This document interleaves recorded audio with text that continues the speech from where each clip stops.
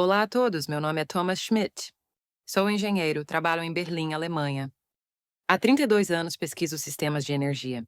A história que vou contar hoje é a mais surpreendente da minha vida. E também a mais emocionante. Era a primavera de 2024. A Europa estava no meio de uma crise energética. O fornecimento de gás russo tinha sido cortado. A Alemanha e toda a Europa enfrentavam grandes dificuldades. Calefação e fornecimento de energia elétrica eram problemas sérios. Nessa situação, nosso instituto se preparava para um treinamento.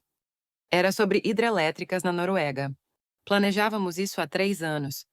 Mas 3 semanas antes da partida, algo aconteceu. O governo norueguês cancelou tudo. Anunciou a suspensão de todos os treinamentos para grupos estrangeiros. A razão? Garantir energia para o próprio país era prioridade. 3 anos de preparação. Tudo cancelado da noite para o dia. Nosso diretor convocou uma reunião de emergência. Quando entrei na sala, a atmosfera estava tensa. Pessoal, encontramos uma alternativa. A voz do diretor carregava tensão. Brasil. O Ministério de Energia brasileiro nos fez um convite especial. Eles vão nos mostrar um grande projeto de transmissão em andamento na Amazônia. Silêncio. Então meu colega Marcos falou com cautela. Brasil? Projeto de transmissão? Por acaso é aquele que atravessa a selva? Exatamente, a linha de transmissão que conecta Manaus ao estado de Roraima. Vou ser honesto, eu era cético. Brasil para mim significava certas imagens. Amazônia, futebol, carnaval. Um país lindo, claro. Mas aprender tecnologia de energia lá? Nunca tinha pensado nisso. Minha colega Ana foi a primeira a se opor. Diretor, o Brasil tem apagões frequentes, não é? O que podemos aprender lá? Os outros colegas concordaram com a cabeça. Eu pensava a mesma coisa, para ser sincero, mas é exatamente por isso que devemos ir. O diretor abriu seu laptop. Começou a mostrar os dados. Vocês sabem qual é a porcentagem de energia renovável do Brasil? 85%. A Alemanha tem 45%. E este projeto atravessa 725 quilômetros no meio da selva. 725 quilômetros, mais longe que a distância entre Berlim e Munique. Impossível, Klaus murmurou.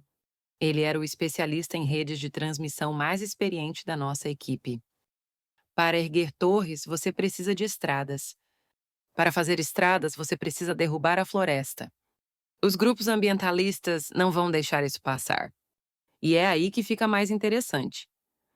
O diretor passou para o próximo slide. O Brasil usou helicópteros para transportar os materiais e construir, especialmente no trecho de 125 quilômetros na área de proteção indígena, tudo. Não acreditei nos meus ouvidos. Erguer torres de transmissão com helicópteros? Não uma, mas centenas delas? Quanto custou isso? Perguntei. 12,6 bilhões de reais, cerca de 500 milhões de euros para nós. A sala ficou em silêncio novamente. 500 milhões de euros, dinheiro suficiente para construir uma pequena usina nuclear. No fim, decidimos ir. Na verdade, tínhamos que ir. As passagens já estavam compradas, os compromissos já agendados. Mas vou ser sincero, não tinha expectativas. Pensei que era apenas uma viagem de negócios obrigatória. Na noite anterior à partida, arrumei minhas malas. Pensei, uma semana passa rápido. Só tirar algumas fotos do local, escrever um relatório formal e voltar. Pensei assim levemente, mas eu estava completamente errado. Naquela época eu não tinha ideia. Quando embarcamos no avião de Frankfurt para o Brasil, a atmosfera da equipe ainda estava pesada. Durante as 12 horas de voo, olhei para fora da janela, meio perdido. Passamos por São Paulo. Chegamos a Manaus à tarde do dia seguinte. Manaus é a cidade portal da Amazônia. Quando a porta do avião se abriu, o calor nos atingiu. 34 graus, temperatura parecida com o verão alemão. Mas algo estava estranho. No momento em que entramos no aeroporto pela ponte de embarque, sentimos uma brisa fresca. Hã? Marcos, que caminhava à frente, falou com voz surpresa. Por que está tão fresco aqui? O interior do aeroporto era realmente confortável. A luz do sol entrava pelo enorme teto de vidro. Mas não estava nada quente. O termômetro na parede marcava exatamente 22 graus. O sistema de ar-condicionado funciona bem. Ana admitiu. Após a imigração, pegamos nossas bagagens. Um funcionário brasileiro se aproximou de nós. Falava alemão fluentemente. Olá, vocês são do Instituto de Energia de Berlim, certo? Sou Carlos, vou ser o guia de vocês durante uma semana. Você fala alemão muito bem, disse surpreso. Ah, trabalhei na Alemanha por 5 anos, na sede da Siemens, por isso conheço bem o setor de vocês. Carlos nos levou para fora do aeroporto. No caminho para o estacionamento, ele começou a explicar. A partir de amanhã começa o programa de verdade. Primeiro vamos sobrevoar toda a linha de transmissão de helicóptero. Depois visitaremos o trecho mais difícil, a travessia do Rio Negro. Rio Negro? Klaus perguntou. Sim, a largura do rio é de quase 2 quilômetros. Lá construímos 2 torres e conectamos as linhas de transmissão. 2 quilômetros? Todos ficamos surpresos. Conectar essa distância com linhas de transmissão requer enorme capacidade técnica. Chegamos ao hotel, arrumamos as coisas, fomos jantar. No restaurante, comemos picanha, comida tradicional brasileira. Conversamos sobre o programa de amanhã. Para ser sincero, não estou animado, Marcos disse em voz baixa. Não consigo acreditar que atravessaram um rio de 2 quilômetros. Parece meio exagerado. Eu também acho. Amanhã a gente vê. Ana concordou. Não disse nada. Mas no fundo pensava exatamente a mesma coisa. Não acreditava que o Brasil tinha conseguido fazer um projeto desse nível. Naquela noite, no quarto do hotel, antes de dormir, peguei meu diário. Escrevi brevemente. Primeiro dia no Brasil, o aeroporto estava limpo. Mas a verdadeira capacidade vai aparecer amanhã no local. Decidi não ter expectativas. Apaguei a luz, fui dormir. Amanhã tudo ficaria claro. Às 6 da manhã do dia seguinte, fomos para o terminal de helicópteros. Era um pequeno aeroporto nos arredores de Manaus. 2 helicópteros já estavam preparados. Esses helicópteros foram usados na construção também? Klaus perguntou a Carlos. Não, os de construção são muito maiores. O modelo é Sikorsky S-64 Sky Crane. Cada peça de torre pesa normalmente de 3 a 5 toneladas. Vocês transportaram peças de 5 toneladas de helicóptero? Todos ficamos surpresos. Transportar esse peso para o meio da selva é incrivelmente difícil. O helicóptero decolou. Pela janela, a cidade de Manaus foi ficando pequena. Logo se estendeu um tapete verde sem fim. A floresta tropical amazônica. Voamos por uns 10 minutos. O piloto apontou para algo. Olhei pela janela. E quase perdi o fôlego. No meio da selva, enormes torres prateadas estavam alinhadas. 1, 2, 3, tantas que não dava para contar. Entre as torres, as linhas de transmissão estavam esticadas e tensas. Isso é de verdade? Marcos murmurou com expressão incrédula. O helicóptero voou baixo. Passou ao lado das torres. De perto era ainda mais impressionante. Cada torre tinha pelo menos 50 metros de altura. E continuavam infinitamente. O que vocês estão vendo agora é parte do trecho total. Carlos explicou através do headset. O comprimento total é 725 quilômetros, a 1.520 torres. 1.520? Ana repetiu. Sim, o espaçamento médio é cerca de 470 metros. Olhei pela janela e tentei calcular. Erguer uma torre leva pelo menos 2 semanas. Então, 1.520 era uma escala inimaginável. Voamos mais 30 minutos. Carlos apontou para a frente. Vocês estão vendo? É o Rio Negro. Um rio enorme apareceu. A largura era realmente grande, e em ambos os lados do rio, 2 torres gigantes se erguiam. O helicóptero desceu sobre o rio. Circulou lentamente. Nesse momento, pude sentir o tamanho real das torres. Qual é a altura? Perguntei.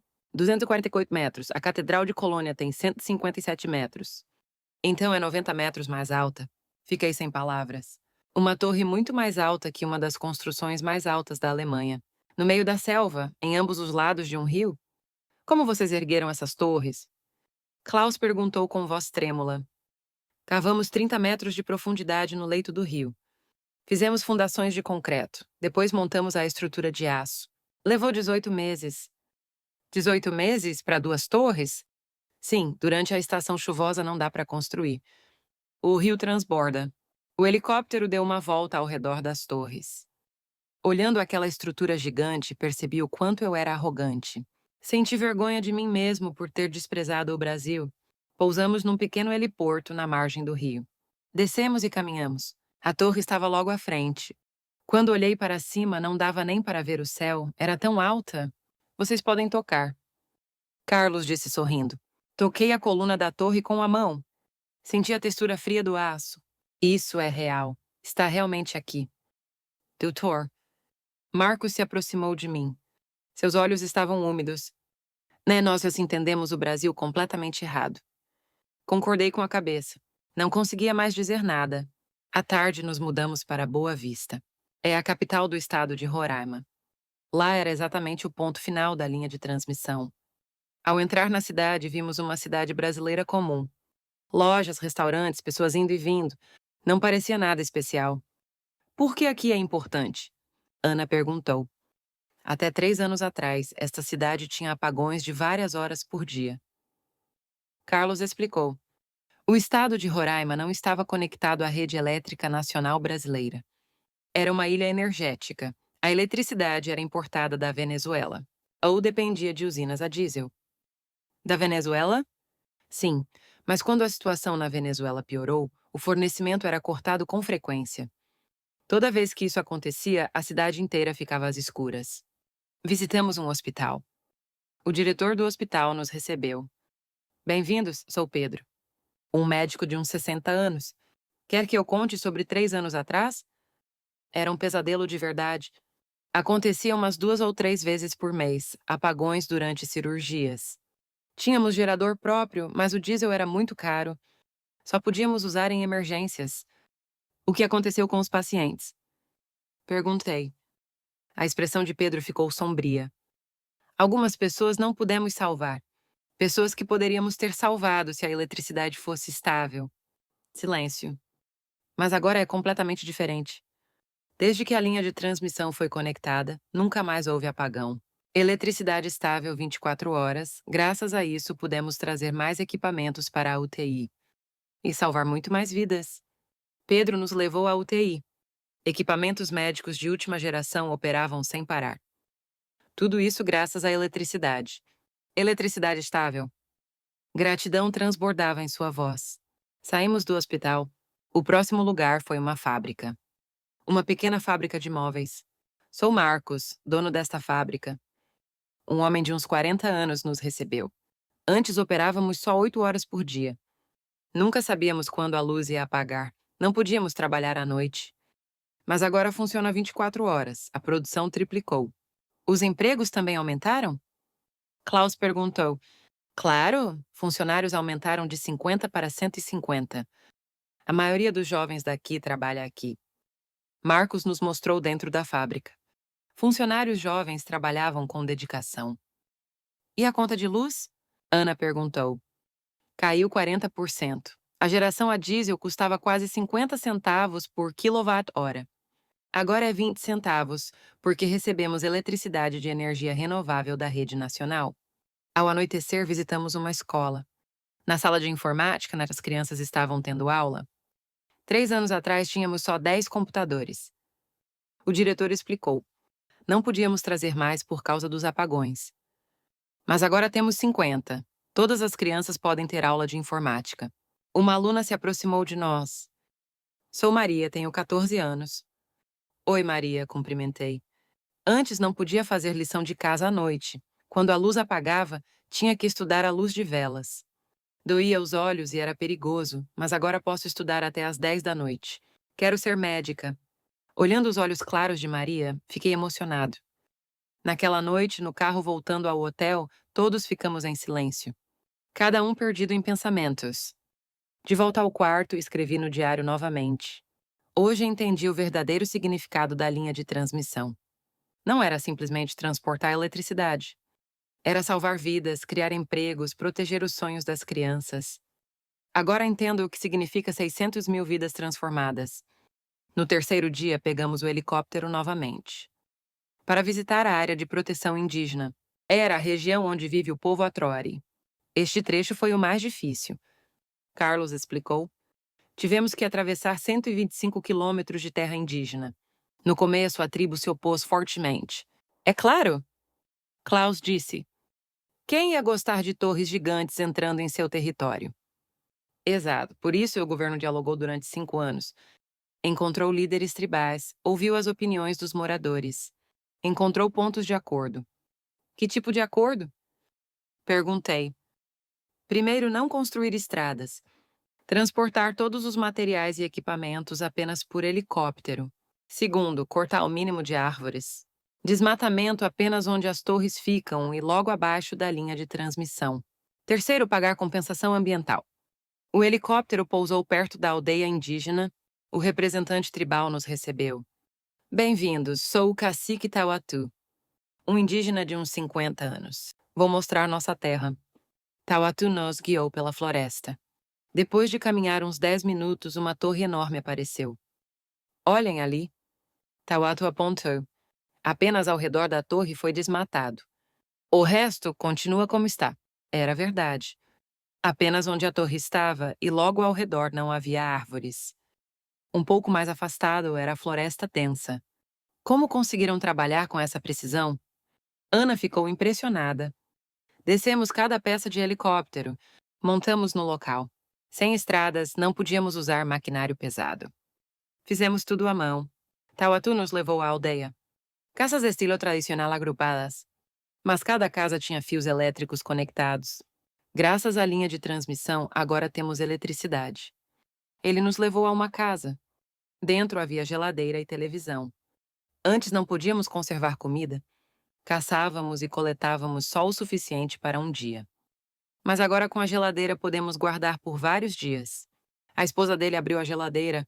Havia carne, peixe e frutas armazenados. E a melhor coisa é isto. Tauatu nos levou a um pequeno prédio. Era uma escola. Crianças estavam tendo aula no computador. Nossas crianças agora aprendem sobre o mundo pela internet. Mas ao mesmo tempo ensinamos nossa língua. Preservamos a tradição e recebem educação moderna. Uma criança nos mostrou a tela. Era um app para aprender a língua Atroari. Nós mesmos fizemos, para preservar nossa língua. Fiquei profundamente emocionado. Estava vendo com meus próprios olhos que desenvolvimento e preservação podem coexistir. Quanto recebem de compensação ambiental? Klaus perguntou. Todo ano é 30% do orçamento da nossa aldeia. Com esse dinheiro construímos escolas, instalações médicas. E fazemos projetos para preservar a cultura tradicional? Antes de deixar a aldeia, Tauatu nos disse: no começo nos opusemos, não queríamos torres em nossa terra. Mas o governo nos escutou, procedeu do jeito que queríamos. E cumpriu a promessa, agora sou grato. Porque nossas crianças podem ter uma vida melhor. No caminho de volta de helicóptero, Marcos disse: isso é realmente incrível. Proteger o ambiente, considerar os indígenas. E ao mesmo tempo desenvolver. A Alemanha jamais teria conseguido. Por quê? Perguntei. Tentamos fazer tudo perfeitamente e não fazemos nada. Grupos ambientais se opõem, grupos indígenas se opõem. No fim, o projeto é cancelado. Mas o Brasil foi diferente, ouviu a todos. E no fim conseguiu. Ana concordou com a cabeça. É verdade, não é perfeito, mas foi o melhor possível. E acho que isso é mais importante. No quarto dia, nos mudamos para Brasília. Havia um briefing especial na sede do Ministério de Energia na capital. Ao entrar na sala de reunião, havia uma tela grande. Vários funcionários do governo estavam sentados. Bem-vindos, sou o vice-ministro de Energia, Rodrigo. Um homem de uns 50 anos nos recebeu. Hoje vou explicar toda a estratégia energética do Brasil. A linha de transmissão é apenas parte dela. A apresentação começou. A porcentagem atual de energia renovável do Brasil é 87%. Hidrelétrica 63%, eólica 12%. Biomassa 9%, solar 3%. Um gráfico apareceu na tela. Eram dados comparados com países europeus. A Alemanha tem 45%, a França 38%, a Itália 42%. O Brasil está muito à frente. Klaus levantou a mão. Tenho uma pergunta. A alta porcentagem de hidrelétrica não é por causa da Amazônia? Porque as condições naturais são boas? Correto, mas não é só isso. Rodrigo passou para o próximo slide. Investimos em energia renovável desde os anos 1970. A usina de Itaipu é o exemplo principal. Na época era a maior hidrelétrica do mundo. Mas não houve polêmica sobre destruição ambiental? Ana perguntou. Houve. Recebemos muitas críticas. Por isso aprendemos como equilibrar desenvolvimento e proteção ambiental. O projeto da linha de transmissão de Roraima é o resultado. O próximo slide mostrou recursos minerais do Brasil. O Brasil tem lítio, níquel, manganês, tântalo, terras raras em abundância, minerais essenciais para veículos elétricos e indústria de baterias. Então, por que não desenvolveu até agora? Perguntei. Porque não havia energia. Rodrigo respondeu sorrindo. Extrair e refinar minerais requer energia enorme. Especialmente na região norte, o fornecimento de energia era instável. Mas agora Roraima está conectada. O próximo passo é desenvolver a indústria mineral. Não é apenas exportar minério? Klaus perguntou. Não, vamos produzir até o produto final. Extrair lítio e fazer baterias, com terras raras fazer motores para veículos elétricos. E produzir tudo isso com energia renovável. O próximo slide foi ainda mais interessante. Norte Conectado, projeto de conexão do Norte. Um mapa da Amazônia apareceu na tela, cursos de rios entrelaçados de forma complexa. Vamos instalar cabos de fibra ótica ao longo desses rios, junto com as linhas de transmissão. No leito dos rios? Ana perguntou surpresa. Sim, rios são vias perfeitas criadas pela natureza. Já há rotas e a destruição ambiental é minimizada. Colocamos cabos no leito do rio. E parte instalamos seguindo as torres de transmissão. Então a internet? Sim, todas as aldeias da Amazônia terão internet de alta velocidade. Aldeias indígenas, vilas ribeirinhas, cidades isoladas. Não pude deixar de me impressionar. Era uma abordagem integrada resolvendo energia e comunicação simultaneamente. Por último, quero mostrar isto. Rodrigo exibiu um mapa da América do Sul. O Brasil está conectado ao Paraguai através da usina de Itaipu. Também conectado à Argentina e Uruguai através de outras linhas. Somos o hub energético de toda a América do Sul. Então, o Brasil? Sim, temos a visão de fornecer energia limpa para todo o continente sul-americano. E já começou. Após o briefing, nos olhamos. Não tínhamos palavras. Isto, Marcos murmurou, é a estratégia nacional do século XXI. Conecta energia, minerais, comunicação, cooperação regional. E a Alemanha? Ana perguntou. Tratamos cada área separadamente.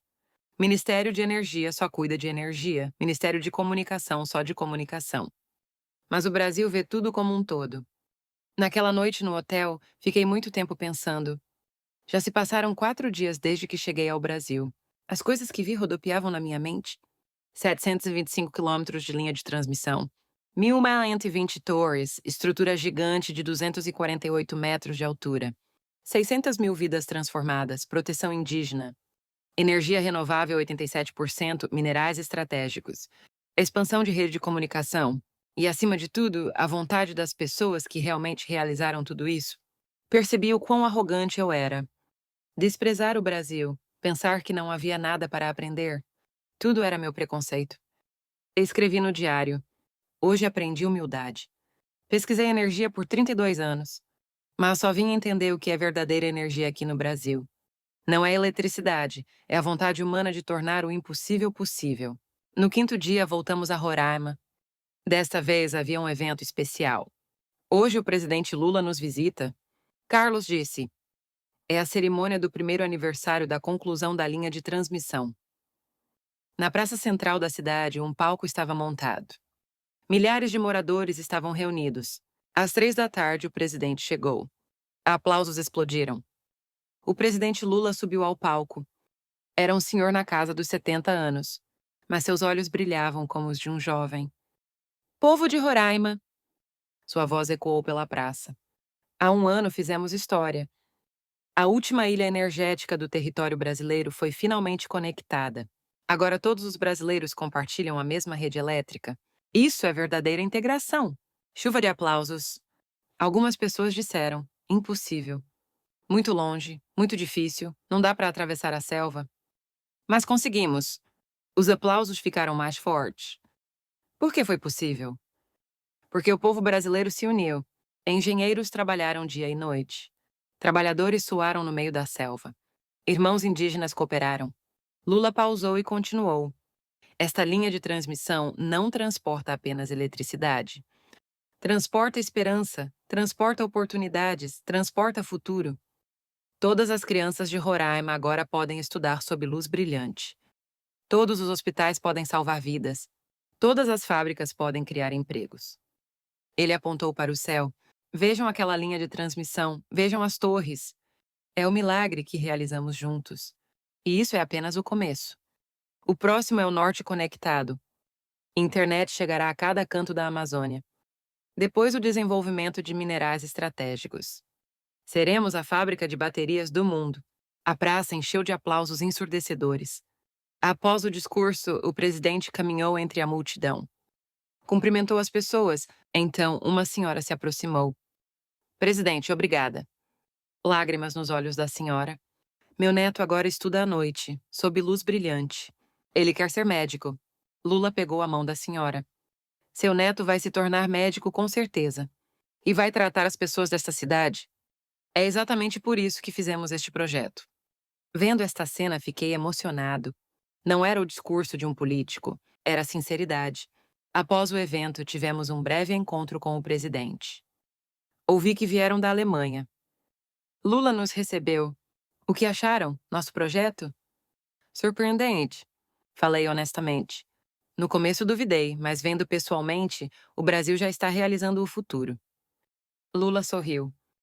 Você duvidou? É claro. Eu também duvidei no começo. Quando disseram que iam erguer torres na selva por 725 quilômetros, pensei que estavam loucos. Então por que decidiu? Por causa de 600 mil pessoas. Seus olhos ficaram sérios. 600 mil cidadãos brasileiros viviam na escuridão. Pacientes morriam em hospitais. Crianças estudavam à luz de velas. Fábricas fechavam. Como presidente, não podia deixar isso assim. Mas o custo deve ter sido enorme. Klaus disse: 500 milhões de euros. Para um país como o Brasil, é muito dinheiro. Mas se posso comprar o futuro de 600 mil pessoas, é barato. E a longo prazo é econômico. Usinas a diesel custavam muito mais para operar. Não houve conflito com os indígenas? Ana perguntou. Houve muito, dialogamos por 5 anos. Ouvimos o que eles tinham a dizer, explicamos nosso plano. Encontramos pontos de compromisso. Não foi fácil. Mas no fim chegamos a um acordo.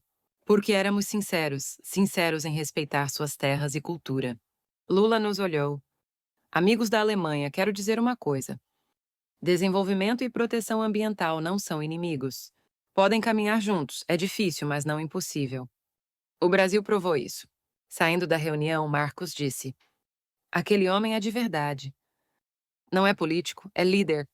Concordei. Lula não era simplesmente alguém que aprovou o projeto. Era um líder com visão. No sexto dia, visitamos o canteiro de obras para o último compromisso. Era um trecho onde trabalhos de finalização ainda estavam em andamento. O responsável pela obra nos recebeu. Sou Paulo, engenheiro-chefe deste projeto. Um engenheiro de uns 50 anos. Quer que eu explique como foi difícil este projeto? Ele nos levou ao local de trabalho. Trabalhadores faziam inspeção final. O mais difícil foi a logística. Para erguer uma torre, precisa de 150 peças de aço. Cada uma pesa em média 3 toneladas. Total de 450 toneladas para transportar até o meio da selva. Como sem estradas? Klaus perguntou. Helicópteros. Mobilizamos 8 Sikorsky E-64 Skycrane. Faziam 40 viagens por dia. 8? Sim, ainda faltava, então alugamos do exterior. O custo foi enorme, mas não havia outra maneira. Paulo parou diante de uma torre. Esta torre levou 3 meses para erguer. Trabalho de fundação sozinho levou 1 mês. Montagem de aço 2 meses. Por que tanto tempo? Por causa da estação chuvosa. Na Amazônia chove muito mesmo. Tem dias que chove 200 milímetros. Aí temos que parar a obra, o chão vira lama. Ele apontou para o chão. O solo aqui também foi problema. O solo amazônico tem muita umidade e é fraco. Tivemos que aprofundar muito a fundação das torres. Cavamos até 20 metros. 20 metros? Ana ficou surpresa. Sim, senão a torre entorta. Especialmente as torres do Rio Negro, cavamos 30 metros. Vimos os trabalhadores em ação. A maioria eram brasileiros. Não houve ajuda de empresas estrangeiras? Perguntei. No projeto inicial, uma empresa alemã participou, mas a construção real foi 100% empresas brasileiras. Queríamos provar que nós também conseguimos. O orgulho estava evidente na voz de Paulo. E conseguimos. Agora o Brasil pode exportar tecnologia de linha de transmissão para qualquer país do mundo. Conversamos com um trabalhador. Sou Carlos, soldador. Um jovem de uns 30 anos. Participei deste projeto por 3 anos. No começo achei que era trabalho comum, mas fui ficando orgulhoso. Percebi que estávamos fazendo história. Não foi difícil? Marcos perguntou. Foi difícil. Trabalhar na selva não é fácil. Muitos mosquitos, calor, umidade. Mas pensei, é pelo povo de Roraima. Eles também merecem viver sob luz brilhante como nós. Fiquei tocado pelas palavras de Carlos. Não era apenas um trabalhador. Era alguém com senso de missão. Antes de deixar o local, Paulo nos disse: Amigos da Alemanha, lembrem-se de uma coisa. Este projeto não foi feito só com tecnologia. Foi com corações das pessoas, quando engenheiros, trabalhadores, indígenas, governo. Quando todos se uniram, o impossível se tornou possível. Era a última noite. Nos reunimos no restaurante do hotel para jantar. Era a hora de revisar a jornada de uma semana. Vou ser honesto. Marcos começou. Antes de vir, desprezei o Brasil. Achei que não havia nada para aprender. Mas estava completamente errado. Havia tanto para aprendermos. Eu também. Ana concordou. Especialmente pensamento integrado. O Brasil vê energia no ambiente, sociedade, economia, tudo conectado. Na Alemanha, cada ministério trabalha separadamente. Klaus disse. E capacidade de execução. Passamos 10 anos fazendo o plano perfeito. Mas o Brasil começa logo. Quando surge problema, resolve enquanto avança. Acho que isso é mais eficiente. Pensei um pouco e disse: Pessoal, qual foi a coisa mais importante que aprendemos nesta viagem? Silêncio. Humildade, não é? Um jovem pesquisador disse com cautela: que não somos os melhores, que o mundo é grande e há muito para aprender. Exato. Concordei. Por 32 anos achei que a Alemanha era a melhor. Mas o Brasil abriu meus olhos. O padrão de país desenvolvido não é PIB ou capacidade técnica. É um sistema que considera todos os cidadãos. Ana acrescentou. E coragem, coragem de desafiar o impossível. Linha de transmissão de 725 quilômetros, torre de 248 metros. Construção no meio da selva. A Alemanha teria desistido. Mas o Brasil conseguiu. Conversamos por muito tempo. Cada um compartilhou o que viu, sentiu, aprendeu. Naquela noite escrevi meu último diário. Os 7 dias no Brasil terminam. Mas não é o fim, é o começo. Volto para a Alemanha como pessoa completamente diferente. Como alguém que abandonou preconceitos, aprendeu humildade, descobriu coragem. O maior presente que o Brasil me deu não foi linha de transmissão ou tecnologia. Foi esperança, esperança de que um mundo melhor é possível. Uma semana depois de voltar à Alemanha, eu estava na grande sala de reunião do Instituto. Era o momento de apresentar o relatório da viagem ao Brasil. Diante de mais de 50 colegas. Pessoal, vou ser honesto. Comecei a apresentação. Fui ao Brasil com desprezo. Achei que não havia nada para aprender. Mas estava completamente errado. O primeiro slide apareceu. Era uma foto da linha de transmissão atravessando a Amazônia. Esta é a linha de transmissão Manaus-Boa Vista de 725 quilômetros. 1.520 torres atravessam a selva. A audiência murmurou. As torres que atravessam o Rio Negro têm 248 metros. 90 metros mais alta que a Catedral de Colônia. As fotos continuaram. Investimento total de 500 milhões de euros. 600 mil vidas transformadas. E o mais surpreendente, 125 quilômetros na área de proteção indígena. Construído apenas com helicópteros. Passei para o próximo slide. A porcentagem de energia renovável do Brasil é 87%. A Alemanha tem 45%. A sala ficou quieta. Marcos continuou. Como especialista em transmissão, digo: este projeto é do mais alto nível tecnicamente. Resolveu o ambiente de selva, travessia de rio, proteção ambiental, tudo. Ana explicou a parte econômica. Comparado à geração a diesel, a conta de luz caiu 40%. A longo prazo, recupera o investimento e ainda sobra. Após a apresentação, choveram perguntas. Realmente construíram só com helicópteros? Um colega perguntou com dúvida. Sim, vi pessoalmente. Visitei a aldeia indígena, conversei com eles. O governo cumpriu a promessa. Mas o Brasil é país com muitos apagões, não é? Outra pessoa perguntou. Isso é passado. Agora, a estabilidade elétrica do estado de Roraima é 99,7%, maior que algumas regiões da Alemanha.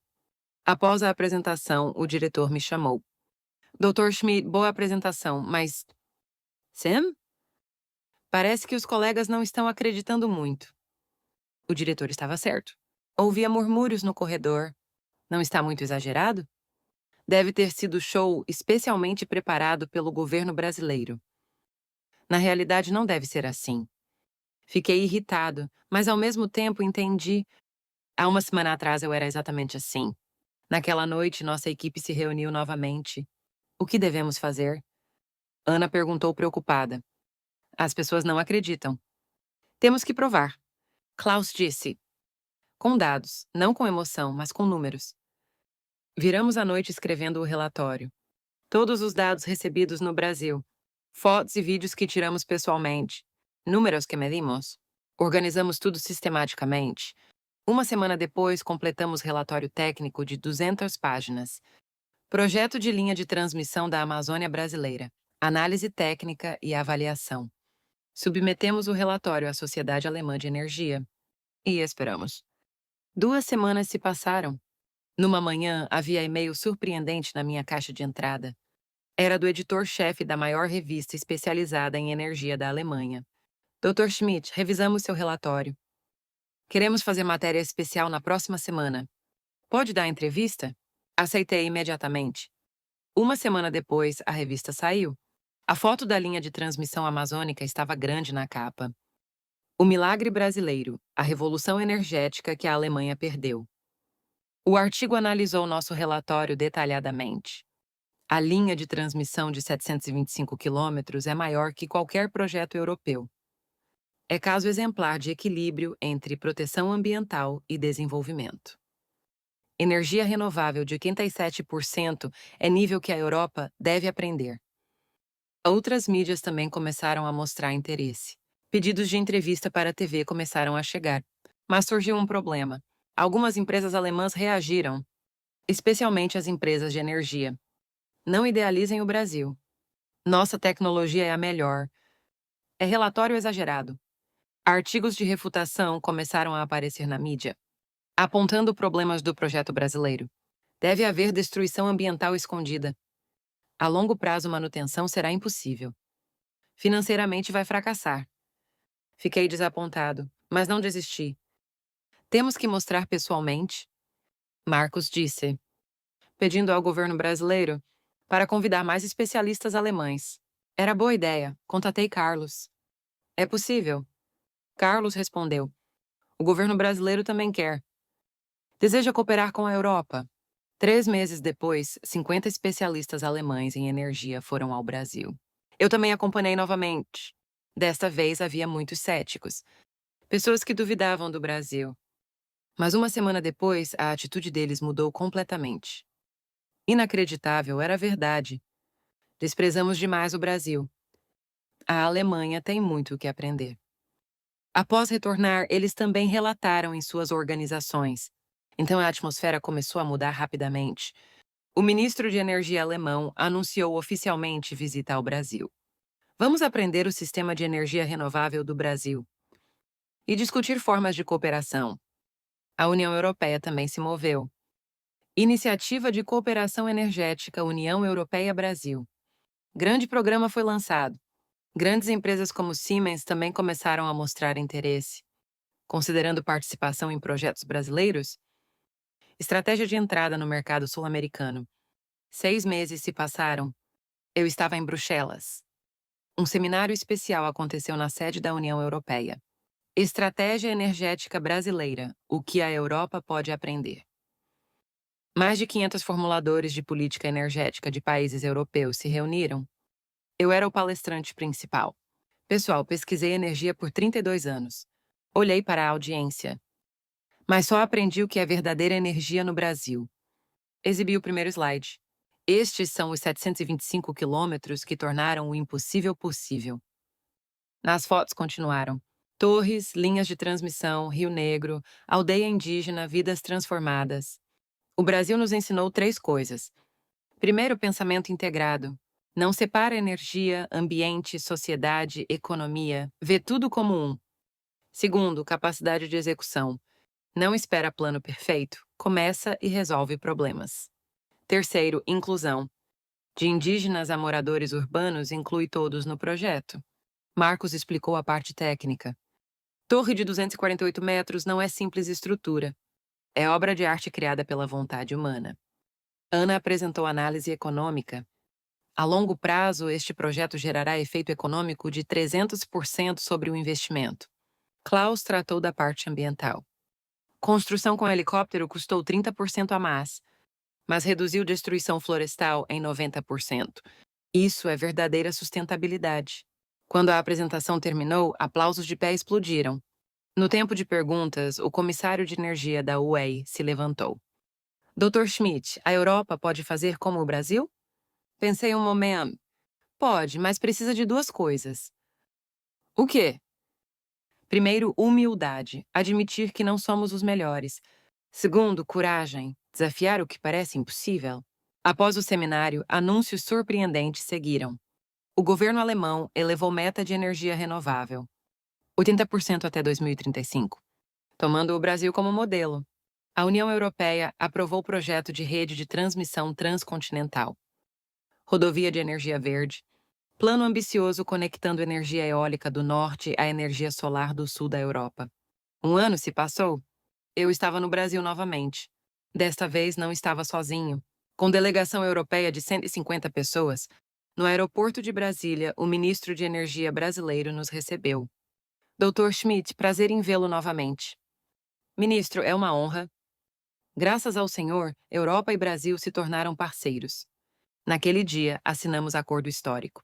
Parceria Energética União Europeia-Brasil. Os conteúdos principais eram: desenvolvimento conjunto de tecnologia de energia renovável, cooperação em padrões de infraestrutura de transmissão, construção de cadeia de suprimento de minerais estratégicos, intercâmbio de tecnologia de proteção ambiental, programa de educação de jovens talentos. Após a cerimônia de assinatura, houve coletiva de imprensa. Um repórter me perguntou: Doutor, o que mudou mais entre 1 ano atrás e agora? Percepção. Respondi: 1 ano atrás, a Europa não via o Brasil como alguém com quem aprender. Mas agora vê como parceiro, não como mestre. Mestre.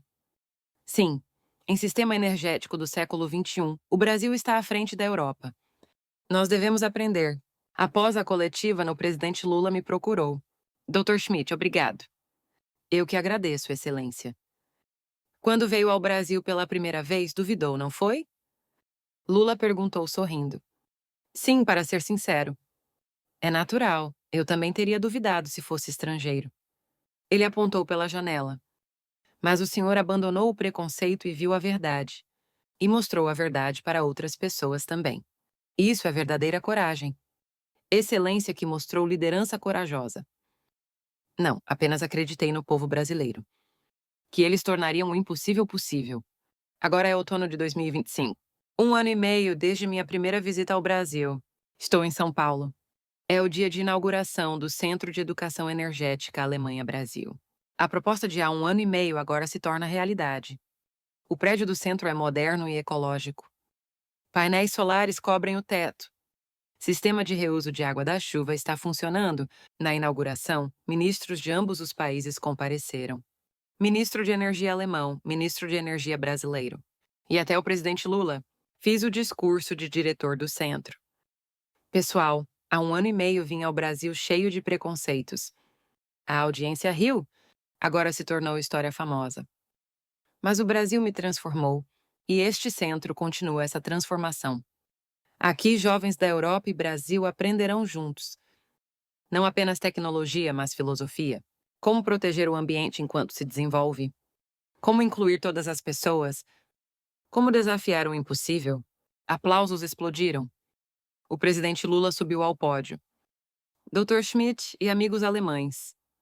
Emoção transbordava em sua voz. Há 1 ano e meio, o doutor veio ao Brasil com dúvidas. Mas quando partiu, partiu como amigo. E hoje institucionalizamos essa amizade. Ele apontou para o prédio do centro. Este prédio não é apenas instalação educacional, é símbolo de esperança. Símbolo de esperança de que continentes diferentes, culturas diferentes, podem criar futuro melhor juntos.